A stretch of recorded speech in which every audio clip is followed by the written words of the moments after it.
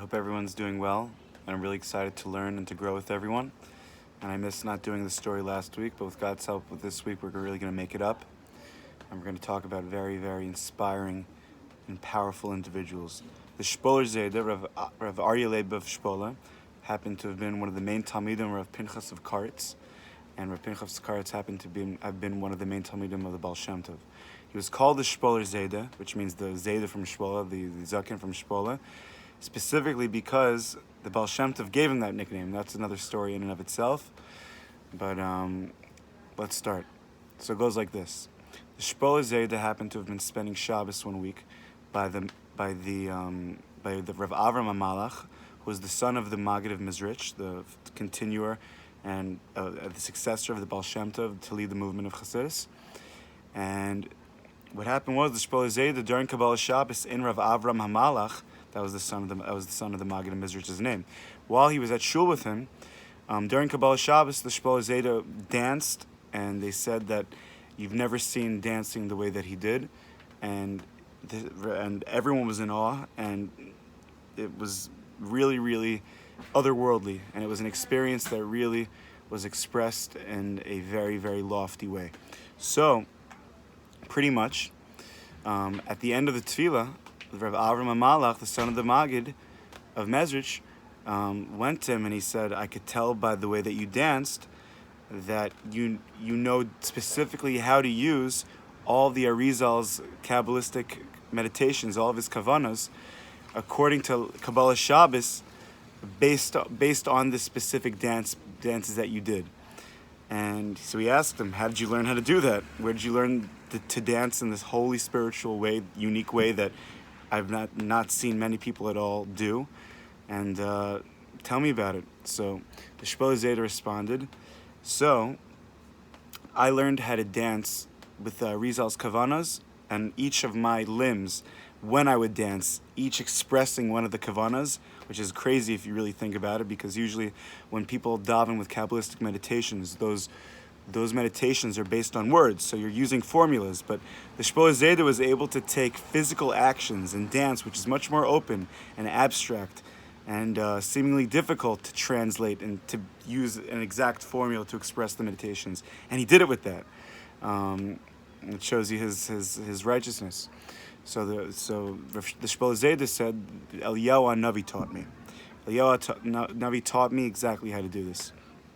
And he said, "This is the story of how I learned how to do it." So he was, like many tzaddikim at the time and throughout history, on a self-imposed exile. That's what the tzaddikim used to do in order to fix themselves and to help fix the world around them and to help other Jews. They would wander around different villages and cities that they weren't from, and no one would know who they were. And they would do such in order to help people and still remain anonymous, but at the same time to rectify their character and kind of fix the world, that the Shekhinah could return to it and dwell within it. It's a very, very lofty avoda, very, very lofty responsibility that certain tzaddikim take upon themselves. So pretty much, Eliyahu Navi told him to start working in a certain city as a tutor. Once he did that, he should find this specific Jew there that happened to have gotten into a big issue with the estate manager of the parts of the town. He ended up losing a lot of money, this Jew, in an inn that he owned. And the parts was not a big anti-Semite, but it happened to have been that the estate manager that ultimately the Jewish person rented his inn from was. And he was a big Russia. So once that Jewish person lost his money, the estate manager convinced the parrots to take him and put him in a giant pit that someone dug in front of the parrots' house. And pretty much this was a pit that was given for criminals, and they would only be fed very scarce amounts of food, a couple of pieces of bread and of old dried out bread and water.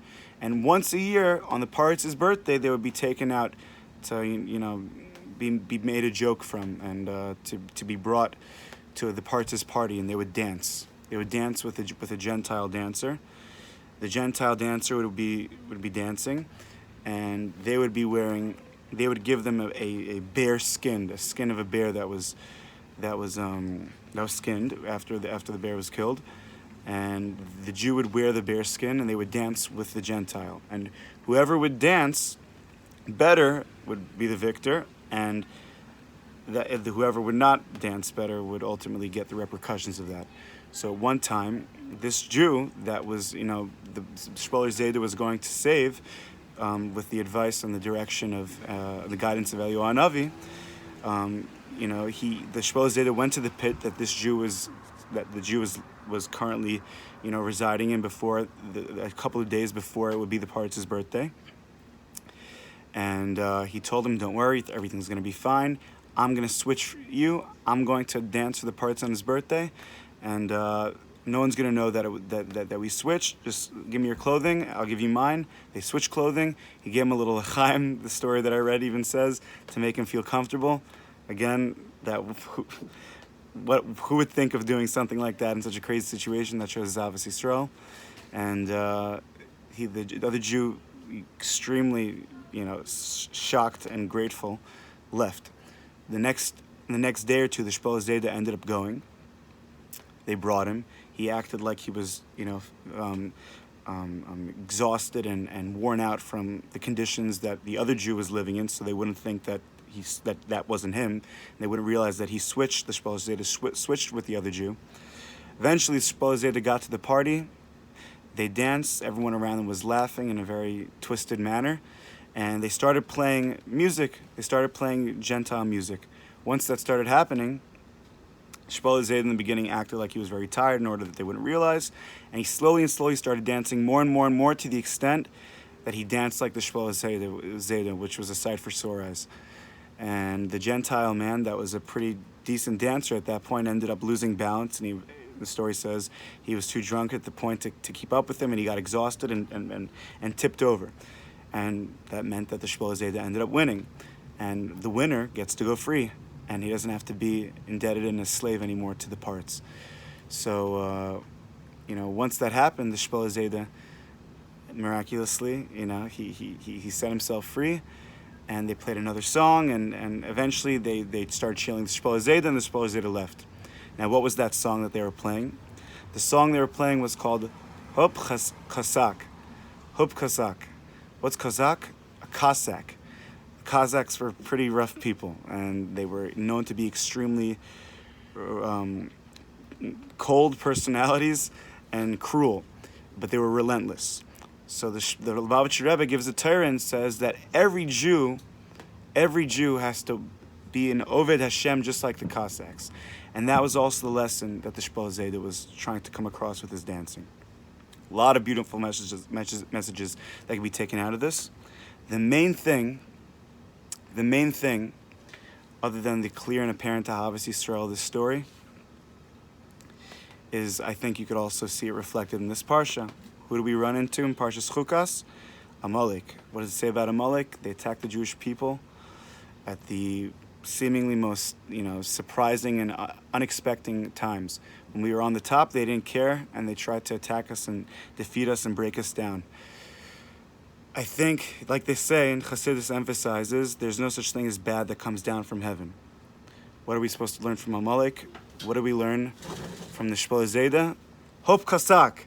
You got to take the Yetzer Sahara, and you got to take the temptations, and we got to take that part of us that is relentless, and use that in Avodas Hashem, and use that for building ourselves and building the people around us, and ultimately succeeding and attaining the goals that we deep down have the potential to accomplish and become the people that we really want to become and achieve our dreams. And all of us can do that. We just have to appreciate it, and we have to have the discipline to push through it. Look up the Nigun Hupkasak, it's worth it. May everyone have a beautiful, beautiful rest of your day.